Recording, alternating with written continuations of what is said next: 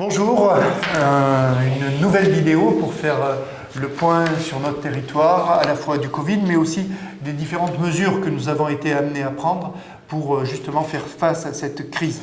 Le point sanitaire, tout d'abord. Ce point sanitaire traduit une certaine amélioration sur notre territoire. Alors, il ne faut pas crier victoire, hein. Bien sûr, c'est les conséquences de la mise en place des dispositions sur le confinement. Mais on voit les résultats apparaître. Premier point positif sur le nombre d'hospitalisations au centre Henri Mondor. Nous sommes passés de 58 hospitalisations à 50 hospitalisations. Alors, ça ne veut pas dire qu'il n'y a que 50 cas Covid positifs sur le territoire. Beaucoup de personnes restent à la maison et ne vont à l'hôpital que les cas graves, donc les cas importants qui nécessitent des traitements. Donc ce chiffre, par contre, et c'est un bon signe, diminue puisque nous passons de 58 à 50. En revanche, en réanimation, nous sommes passés de 12 patients à 14 patients en réanimation. Nous avons sur notre territoire 20 lits de réanimation Covid, donc pas de panique sur ce sujet-là, mais vous voyez, l'épidémie, quand même, dans la forme grave, continue à exister, à être présente sur le territoire, d'où l'importance de maintenir à la fois les gestes barrières, le port du masque, les règles d'hygiène et bien sûr toutes les mesures de sécurité, pas de rassemblement de plus de 6 personnes dans le cadre familial, etc., etc. Sur le nombre de décès, nous sommes à 26 décès, un décès de plus que l'avant-veille. Il a été réalisé 825 tests, mais un taux de positivité est de 9%. C'est là aussi où nous voyons une amélioration. Le taux d'incidence de positivité est passé de 296 à 285. Et ça fait 4-5 jours que nous voyons une baisse de ce taux. Donc, c'est les effets du confinement qui commencent à se traduire concrètement. Donc, le Premier ministre a parlé hier du maintien du dispositif.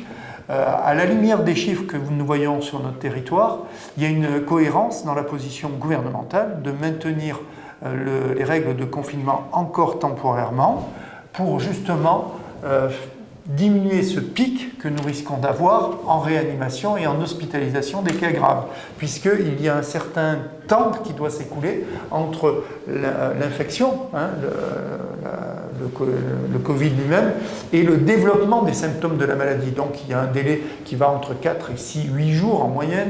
Donc vous voyez, c'est sur ce délai que nous allons jouer et ce week-end sera un moment important parce que je pense que nous devrions arriver à ce que l'on appelle le pic de l'épidémie et qui a des conséquences sur l'engorgement des services médicaux.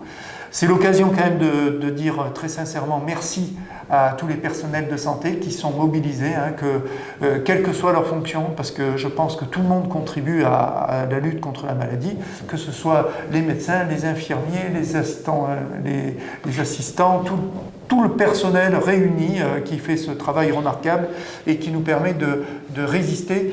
Et chaque fois que nous portons le masque, chaque fois que nous appliquons nos mesures, c'est aussi pour eux que nous travaillons de façon à rendre leur travail plus facile et beaucoup moins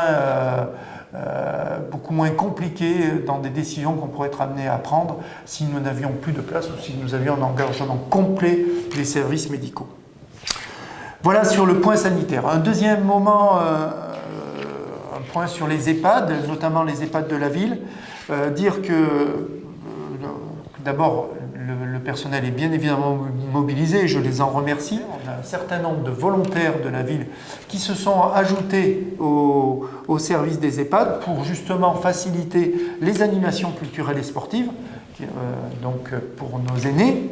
Je remercie bien évidemment aussi le personnel qui a réalisé les petits films que vous allez voir. Et je rappelle que pour l'organisation des visites des familles, nous sommes toujours dans un cadre très contraint. Donc notre objectif, c'est bien de maintenir ces visites, parce qu'on sait que pour nos aînés, elles sont très importantes. Mais encore une fois, il y a un gros appel à la responsabilité, parce qu'il faut porter le masque, parce qu'il faut respecter les gestes barrières.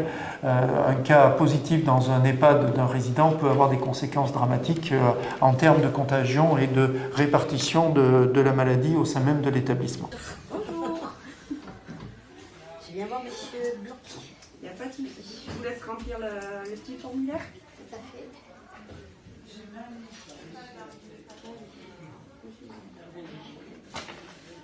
Ça, je peux pas. Ah, c'est grave. C'est bon, hein.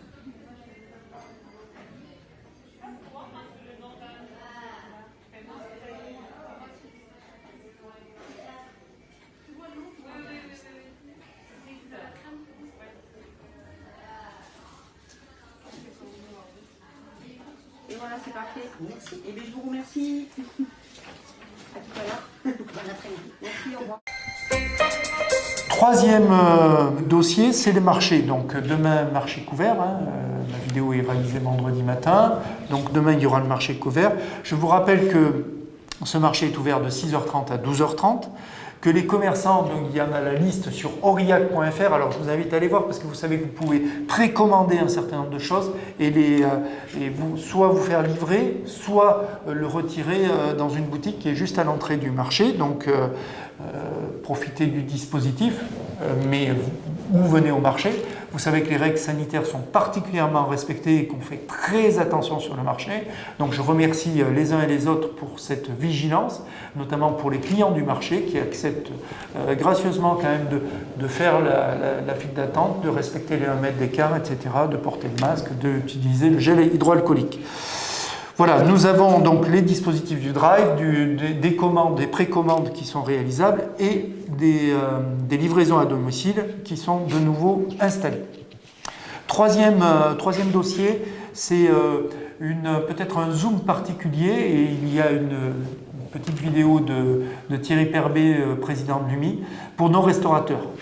On sait que pour eux, restaurateurs, cafetiers, la situation est très difficile parce que d'abord ils sont fermés, ils ont du personnel souvent pour un certain nombre, ils ont des charges fixes très conséquentes, donc ils ont mis en place un dispositif avec un vrai dynamisme de précommande là aussi des repas que vous pouvez venir retirer dans leur établissement. Alors l'idée c'est d'une offre à peu près à 10 €, je pense que Thierry Perbet va le présenter dans la vidéo. En tout cas c'est une profession comme beaucoup de professions qui relève la tête dans ce climat très difficile et je tiens moi aussi à les féliciter parce que je sais d'expérience que leur travail est très difficile, qu'ils ont beaucoup de pression et que notre solidarité doit s'exprimer par cette capacité que nous avons à leur commander des repas, à aller les chercher. C'est une façon d'affirmer notre solidarité. On sera très heureux de les retrouver une fois que la crise sera finie. Donc faisons en sorte qu'ils passent bien ce cap et encore une fois félicitations de leur initiative. Je crois qu'il y a plus de 20 ou 30 restaurants qui participent à cette opération. Donc je suis admiratif du dynamisme et du courage de cette profession. J'aime bien manger, j'aime bien manger, j'aime bien manger. C'est compliqué, nos entreprises sont fermées, on ne sait pas quand est-ce qu'on va rouvrir, on n'a pas de lisibilité. Et c'est pour ça que nos professionnels se mobilisent, prennent des initiatives sur la vente emportée. Une vingtaine de restaurants sur Aurillac fabriquent des menus, ils fabriquent maison, et ça c'est important. Élaborer des plats du jour, élaborer des cartes pour pouvoir travailler les produits cantaliens, pour faire travailler toute la filière, parce que ce qui est important aussi c'est de faire travailler la filière, mais c'est surtout maintenir nos fonds de commerce. Il est important de faire travailler ces restaurateurs. Je vous demande, j'appelle les Aurillacois de commander des plats du jour, de commander des menus le week-end. C'est pour soutenir ces entreprises. Le peu de chiffre d'affaires qu'ils vont pouvoir réaliser, ça leur permettra de payer une partie de leurs charges. Et oui, on trouve des formules à 10 € plat dessert par exemple. On trouve des menus festifs autour de 25 €. C'est pour ça que vous pouvez piocher un jour manger dans un tel établissement, puis le lendemain complètement changer de saveur. L'avantage justement, c'est que nous avons des cuisiniers qui fabriquent. Et ça c'est important. Et c'est pour ça que ces professionnels ouvrent à certaines heures, sur commande bien sûr, et préparent tous les jours des bons petits plats. L'emploi local aussi, c'est surtout le maintenir, parce que c'est vrai que le personnel est beaucoup au chômage partiel, mais c'est maintenir nos entreprises. Nous avons des inquiétudes, l'UMI, qu'une entreprise sur deux puisse disparaître, même dans le Cantal. Et c'est vraiment une inquiétude, parce qu'après, pour recréer, ça sera très compliqué. C'est pour ça, soutenez nos restaurants d'Aurillac et des alentours d'Aurillac, bien sûr. Dans tout le Cantal, il y a des plats du jour qui se font, des menus, mais soutenons nos restaurants. J'aime bien manger, j'aime bien manger, j'aime bien manger.